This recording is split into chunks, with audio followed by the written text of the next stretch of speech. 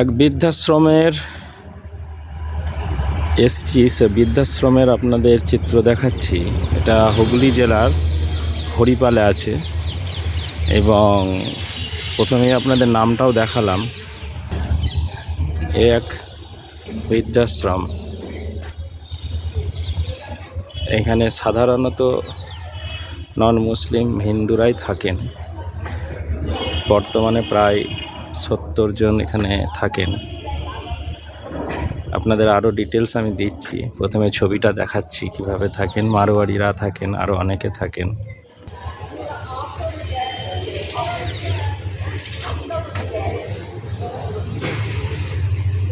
ওই যদি ওইখানে যদি বেচাটা নাম ওর মত যে আমি কাউকে চেয়ারে থাকবো না, সিঙ্গেল আছে, হাজব্যান্ড ওয়াইফ আছে, আবার একটা জনের দুজন আছে।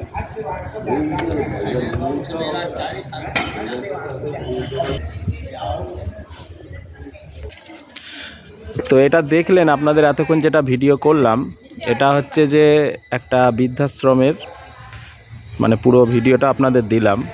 তো এখানে আসতে গেলে এটা হচ্ছে হাওড়া তারকেশ্বর যে লাইন আছে, সেখানে মালিয়া স্টেশনে নেবে, মালিয়া পার্ক আছে, সে তার পাশেই বৃদ্ধাশ্রমটা আছে।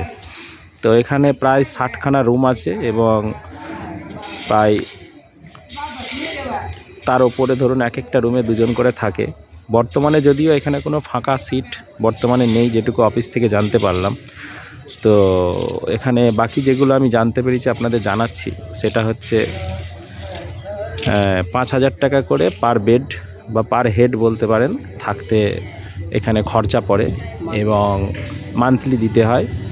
আর এখানে চিকিৎসা বা খাওয়া দাওয়া তার মধ্যে ইনক্লুড। বড় কিছু যদি ঘটে সেক্ষেত্রে হয়তো তার বাড়ির যে গ্যারান্টার থাকে তাকে খবর দেয় বা তার সঙ্গে যোগাযোগ করে। তাছাড়া টুকটাক হলে সেগুলো এরা এখানে মেনটেন করে। আর পরিবেশ দেখলেন, আমি ভিতরের ছবি আর দেখাতে পারলাম না, সেরকম পরিস্থিতি নেই। তো চেষ্টা করছি আপনাদের বন্ধু যে রুমের ভিতরগুলো কিভাবে দেখানো যায়। এখন কনফার্ম বলতে পারছি না, এগুলো রুমের বাইরে থেকে চিত্র। যদি সুযোগ হয় আমি দেখাচ্ছি আপনাদের। তো বন্ধুরা এই হচ্ছে এই হচ্ছে রুম এবং রুমের সর্ব সুবিধা আছে। দেখুন টিভি চলছে এবং একজন এখানে বসেও রয়েছেন এবং এই হচ্ছে দুটো পরপর বেড থাকে। এবার এটা আপনি বিভিন্নভাবে সাজাতে পারেন, পাশাপাশিও সাজাতে পারেন।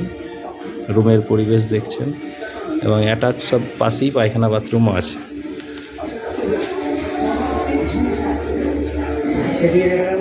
अच्छा, यहाँ पे एक माजी है तो हम माजी से यहाँ पे एक माजी है तो हम उसको परमिशन लिया, फिर उससे हम पूछ रहे। तो आप यहाँ पे कितना दिन से है? 11 साल से। 11 साल से। आप कहाँ का रहने वाले हैं पहले? हम मतलब अभी तो यहीं पे रहते हैं 11 साल से? पहले दिल्ली रहती थी। दिल्ली से डायरेक्ट यहाँ पे रहे? अच्छा, यहाँ पे तो आप 11 साल रह रहे, तो आपका तो बहुत एक्सपीरियंस होगा। तो यहाँ का जो वृद्धाश्रम है कैसा आपके हिसाब से कैसा है? और बाकी अच्छा ही है हमारे लिए। अच्छा तो ही है। देखिए, हाँ। अच्छा। अभी तो मैं जाने आने नहीं सकती हूँ। अच्छा। गिर गई थी, फिर तो चोट लगी थोड़ी। अच्छा अच्छा। तो इधर ही खाना देते हैं, नाश्ता सब चीज़ इधर ही। और खाना पीना रहना बाकी सब कुछ? सब कुछ ठीक। आपका महीने में कितना लगता है अभी?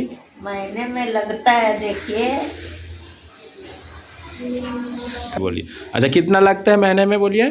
महीने में लगता 7 और 8,000। अभी 8। हाँ, ऑफिस में भी हमको बोला कि पहले 7 था, अभी 8,000। 8,000 उसमें क्या खाना पीना सब कुछ? सब नाश्ता खाना चाय सब। और मेडिकल के लिए अगर कोई बड़ा का अपना वो अलग से है। तो आपका ये जो टीवी का अलग से है। टीवी का भी अलग से है। और आपका खर्चा कौन उठाता है? आपका ओ हम लोग का दीदी का लड़का है वो। आपका दीदी का लड़का? हाँ, मेरा देवर का लड़का है वो। तो आपका कनाडा में रहता है, वो भेजता है। अच्छा अच्छा। और आपका खुद का बेटा खुद का बेटी? नहीं है। कोई भी बेटा नहीं है। और आप कुछ काम वाम करते थे पहले? ना, हम लोग हाउस वाइफ। और आपका हस्बैंड करता था काम पहले। अच्छा। वो पहले मेडिकल में था। अच्छा। तो ये दवाई का। अच्छा, वहीं पे सर्विस करते थे? सेल्स में। आसाम में। अच्छा अच्छा। और फिर इधर दिल्ली आ गया था, उधर सर्विस करता था। Okay okay okay, thank you. Okay okay বন্ধুরা, তো দেখলেন এখানে একজনের সঙ্গে আপনাদের পরিচয় করা, রুমটাও দেখালাম। এবং আমার ভিডিও করার উদ্দেশ্য অন্য কিছু নয়, বা বৃদ্ধাশ্রমকে প্রমোট করা নয়, এটা মনে রাখবেন যে মা বাবাকে সবসময় নিজের কাছে রাখা, নিজের সেবা করা, এটাই আসল পরিচয়। কিন্তু এরকম অনেক পরিস্থিতির মধ্যে অনেকে অনেক সময় পড়ে যায়। তো আমার যদি ভিডিও দেখে কারো একটু হেল্প লাগে, যদিও আমি এটার এগেনস্টে, কখনোই বৃদ্ধাশ্রমকে সাপোর্ট আমি করি না বা ভবিষ্যতে আশা করি করব না, কিন্তু আমার সামনে পড়ে গেল তাই আপনাদের ভিডিওটা দিয়ে রাখলাম। যদি ভবিষ্যতে কারোর কোনো এরকম পার্সন কোনো প্রয়োজন হলো, কোনো কারণে দেখা গেল কোনো বৃদ্ধা আছেন, তার দেখার কেউ নেই, তো সেক্ষেত্রে যদি এটা কাজে লেগে থাকে। ওকে বন্ধুরা, ধন্যবাদ। যদি ভালো লেগে থাকে অবশ্যই একটা লাইক, কমেন্ট, শেয়ার করবেন। এবং এটার লোকেশান আপনাদের বলে দিয়েছি। ফোন নাম্বারটা অফিসিয়ালভাবে আমি চেষ্টা করেছিলাম, কিন্তু ফোন নাম্বার যেহেতু এরা দিতে চাইছে না, বা এখানে ফোন অনেকে করে বিরক্ত করে, নাহলে আমি ফোন নাম্বারটা আপনাদের দিয়ে দিতাম, লোকেশান দিয়ে দিলাম, আপনারা চাইলে এখানে এসে যোগাযোগ করবেন।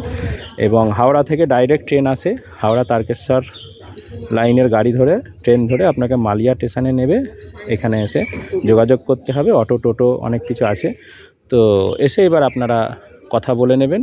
এবং আপনাদের বাকি ডিটেলস আমি মনে হয় ম্যাক্সিমামটাই বলে দিয়েছি। বাকি যদি আরও কিছু জানার থাকে আপনারা এখানে এসে জানতে পারেন। ঠিক আছে, ওকে বন্ধুরা, তাহলে আমি ভিডিও এখানেই শেষ করলাম। আর যদি আপনাদের কোনো ইনফরমেশান কাজে লেগে থাকে অবশ্যই আমাকে কমেন্টে জানাবেন। আর এই ধরনের যদি ভিডিও আপনারা আরও পেতে চান আমাকে কমেন্ট বক্সে অবশ্যই কমেন্ট করবেন। ধন্যবাদ।